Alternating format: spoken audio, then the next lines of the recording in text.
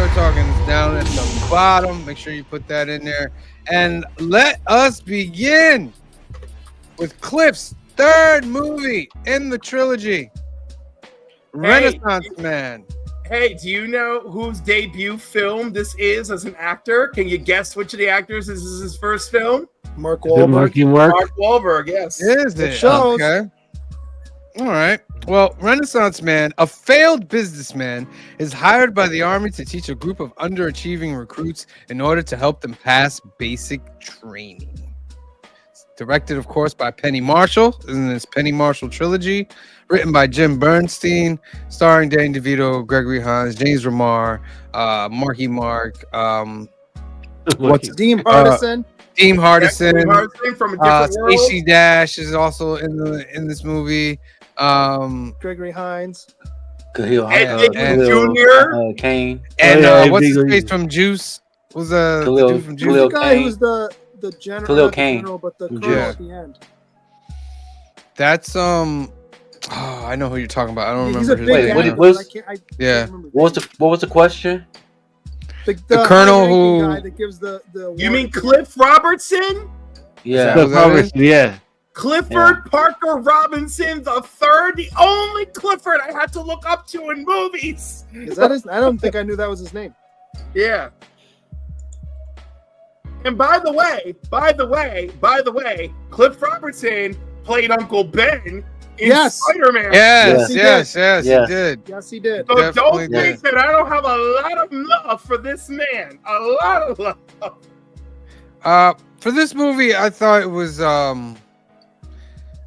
good from the sense that it wasn't a Danny DeVito character movie. Like he's trying to be a character. He's acting, you know what I mean? Well, in those little moments in like the unemployment line and stuff like that. But he's basically playing a regular person. When you see his apartment and everything, it fully is, and then it turns. Yeah. I just want to say the whole scene with Jennifer Lewis, which I don't know if y'all mentioned, she's in this film as well.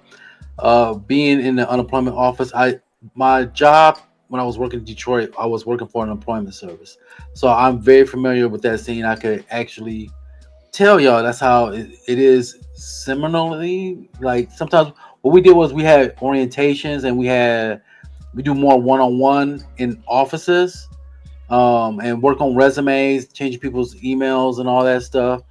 But I just want to say this, and this is for everybody that's watching. Be kind to your customer service rep. Just be kind, because you'll get a lot more stuff when you're more kind to your customer service rep. I can't tell you, I've been in customer service for over 20 years. I can't tell you how many times that if somebody would come up to me or be rude to me, I just give them the bare minimum. But what do you do if your customer service rep is not being all he can be? Yeah. What I would say is, knowing that I worked retail for a number of years, I hear what you're saying. It's not the same, but dealing with the general public is a chore unto itself. Yeah. So I'm cognizant of that when I have to deal with customer service reps on the phone. However, I find recently, at least, they're reading a script and they can't think on their own. So when I ask you a question and it falls outside of the script, they just start reading the script again. I'm like, I heard that, but do you not understand what I'm asking you? And then I've routinely said on the phone, look, I'm not trying to be a jerk here. I understand you're doing your job. However, da-da-da-da-da-da. And you know what? I want to say this. To piggyback what you're saying, I'm not saying this is you. I wish customers would learn how to read. I don't disagree with that. If you know the cancellation policy, we send you the cancellation policy. We email it to you. And you want to I always use this term, you're trying to order a pizza from Burger King. So you're ordering off the menu. Right. So when you do that, then I'm going to keep repeating it, like you said, the policy, because you're not understanding that this is the policy and we can't change it. I'll give you an example. And I'm going to throw them out there because whatever. I had an issue with PayPal where for another organization that I belong to, we created a business account so Yes. that we could take payments through the business account for PayPal. Mhm. So put in the EIN number, put everything in correctly. A few months down the road, suddenly they froze the account because they said I did something that was outside of the I can't remember the language, something outside of the terms of Outside service. of parameters. Terms of service or something like that. Yeah. Never got a thing telling me that I did anything wrong. Just said, hey, we froze your account. And then I called up and was like, well, we'll look into it again. Oh, but what's the account under? I said, well, it's a business account. Well, we don't have a person's name. I'm like, it's a business account. Well, we need a name on it. I'm like, well, I can't change anything because you froze the account. Well, it has to get opened up so you can change it. I'm aware. But you have to open it up. I can't do anything on my end. Well, and then we went in circles for like 20 minutes. I'm like, I don't know what you want me to do here. Did you speak to a supervisor? No, because I tried to, but the guy kept saying, well, he's not hearing it. That happens. No, it literally happens. Yeah. Well, to bring it back to this movie, he does get along with the unemployment person, because when he comes back, After he's a like, while, how the kids doing, and they're kind of cool with each other. So they finally find a job for him, and it's to teach a bunch of recruits at an army base, and that's where we meet this group of but teach them what? Right. You're right. Teach them what is exactly right. Like, they don't really explain, I guess, some kind of basics, but what basics? They said something. He says something along the lines of, "We want you to teach them, blah blah blah, so that they become better soldiers." He says, "We want you to teach them basic literacy and comprehension." That's it. Yeah. And he repeatedly fails to do so until we get to Shakespeare, which is so not believable, but I'll let it go. Yeah. It's actually quite true, and was the inspiration for Penny Marshall wanting to direct this movie, which, unlike our discussions about her last two movies, Penny Marshall actually got to choose. This didn't land on her. Penny Marshall's like, I am directing this movie. So I'm kind of happy about that fact of, like, the third movie is a movie that she wanted and she had an idea about, and she specifically said she wanted to do a movie that emphasized the power of literature as a means of self-discovery and transformation. Now, did the movie accurately depict it? I can't say. Was she inspired by real-life people who had a transformative experience because of a great teacher and Shakespeare? Yes. So I thought that's a nice little piece of background information for the film. Yeah. So when he's teaching them Shakespeare and all that stuff, I thought, I guess we'll call them green shirt guy moments. I had a green shirt guy moment where this toward the end of the movie, where he's like, what did you learn in that Shakespeare class? Now, I know a lot of military people, like drill sergeants and all that family. There's no way that's happening on the middle of a training. There's no way. How about there's no way they let Danny DeVito do the Victory Tower? Yes. Yes. It's a nice moment that he remembers the stuff and all that. Oh yeah. But I don't think that'll really happen. I thought it was very nice with the character who got to the military because his dad was a war hero, but nobody believed him. Right. But they eventually found the records proving that he was a war hero, and he got his commemorative silver star, which looked gold, but it was a silver star. For that, I thought that was a great moment, and a very sad moment with the guy who snuck into the military because he used to sell crack or whatever, and it was because Bill, the teacher, Danny DeVito, he went into Cliff. What did he go into the record? Why did he get his records pulled? Do you remember why he got his records pulled? Because he was actually like really like smart. Right. Yep. He just said that kid had potential. You should look into it. That's all. And so when they pulled his records, the army figured out that he was not who he was, and they put him in jail. Like, selling crack, you're going to jail. You know what I mean? And which is funny because if he not a lot of times, but there are times where they go, look, you can go to prison or we'll put you in the military and that's your service. I kind of So, thought he like, was gonna come back, right? Right. Like, remember he was like, the warden says I'm getting out of here. I don't know what you said, blah blah. And I was waiting for that moment where he like shows up in the class again, like I'm back, but that didn't happen. So I was like, oh, okay. But what are some of you guys' favorite moments from this movie? We eat now, we taste it later. That was You know what? So ironically, I loved that he started to care about them because he pulled their records. Mm-hmm. Yeah. I don't know if you noticed that, but once he started realizing what was going on in their background, his whole facade became less Danny DeVito the character and more Danny DeVito a person trying to help these guys. And it's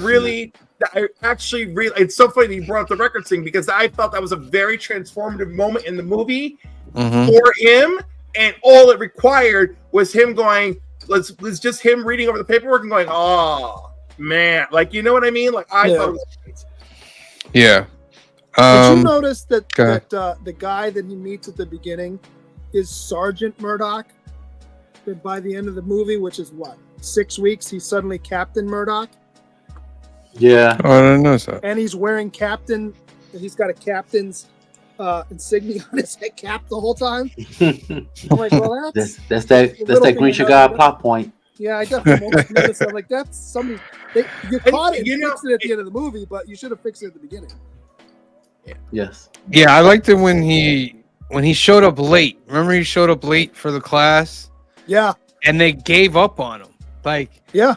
Immediately, I was like, wow. But then he realized, no, if I lose him now, I'll lose him forever. Mm-hmm. You know what I mean? He made the effort to like try to get them back later, which leads to the point like he'll never be on that field climbing those ropes and, no and all of that.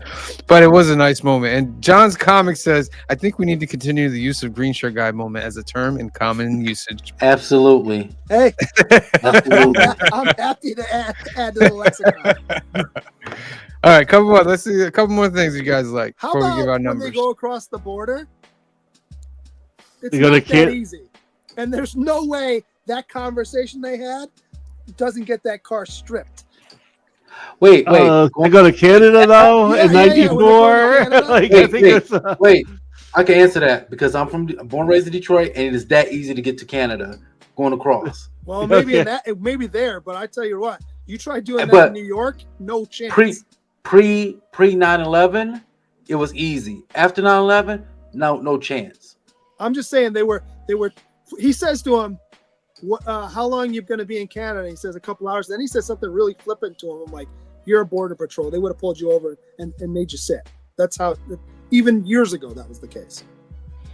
Yeah, I remember my parents got in a fight. We were coming back from Toronto. My parents got in a fight in the car over something dumb. My dad was still mad. Didn't say anything nasty to the border guard, but like snapped at him because he's still kind of pissed off. He definitely got pulled to the side, and they made us take everything out of the trunk, everything out of the back. Oh, we didn't. The only thing they asked us, what do we declare? And we said nothing. And where y'all going? Just going to Windsor. And then that's it. And they just let us through. Yeah, my friends who told me that they used to go up through Wisconsin when they lived out there, they're like, it was like nothing for them. So like it doesn't even feel it doesn't feel too far-fetched for the era of the film, you know, but that says a lot about people from New York. Hey. Well, again, you have to remember when we used to go up, my father, the Canadian, was the driver, right? And he was always nervous and except for that one time with the wine they poured right out in front of us and then set us on our way. Yeah. You don't even know. And my parents were so sad. Also, they're like, oh, what's this? A gift? And they opened the gift and they're like, oh, it's a scale? Yeah, how much did you pay for this? Oh, let's run the barcode.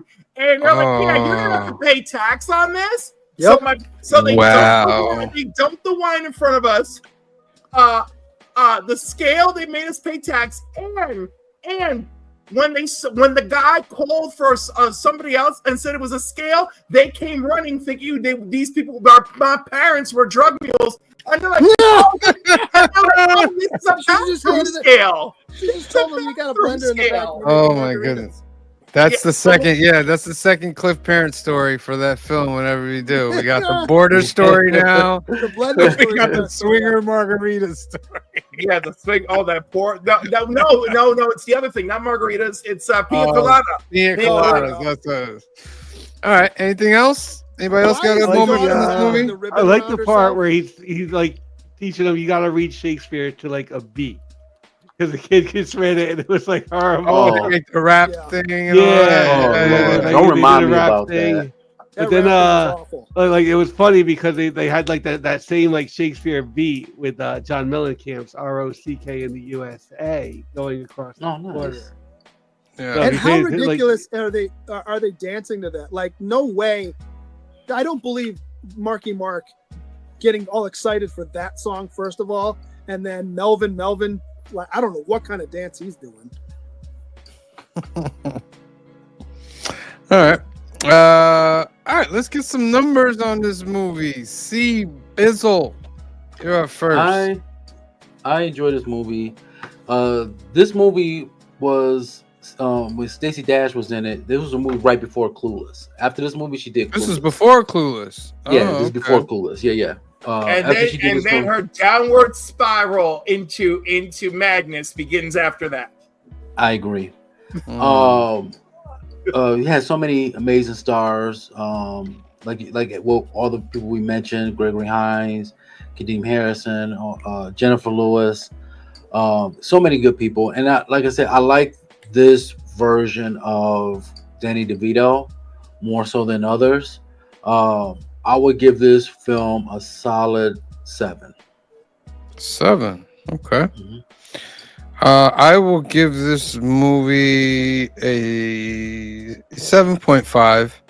I thought it was a good movie. I thought Danny DeVito did great. I like the message that it's bringing out of this movie. The acting was really good.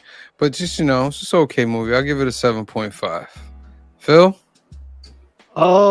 Originally, like review wise, like I would probably stick to like C Bizzle's score for a 7, except I did enjoy it enough to give it that 7.5.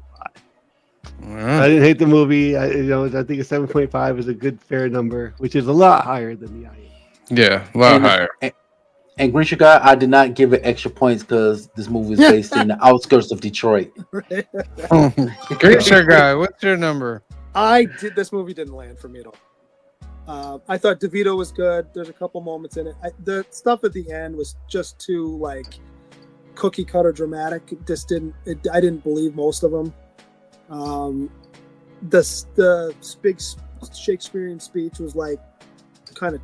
I like that speech, and I have part of it written down somewhere in my office. But it just seemed trite. I don't know. The music at the end like really was grating for me, especially that rap scene. Just was like that lost points for me. I'm gonna give it a 6.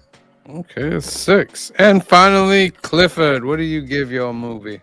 I needed a feel-good movie in my life, and this delivered. Also, it's better than I remember it. I thought everyone did a really great job except Marky Mark.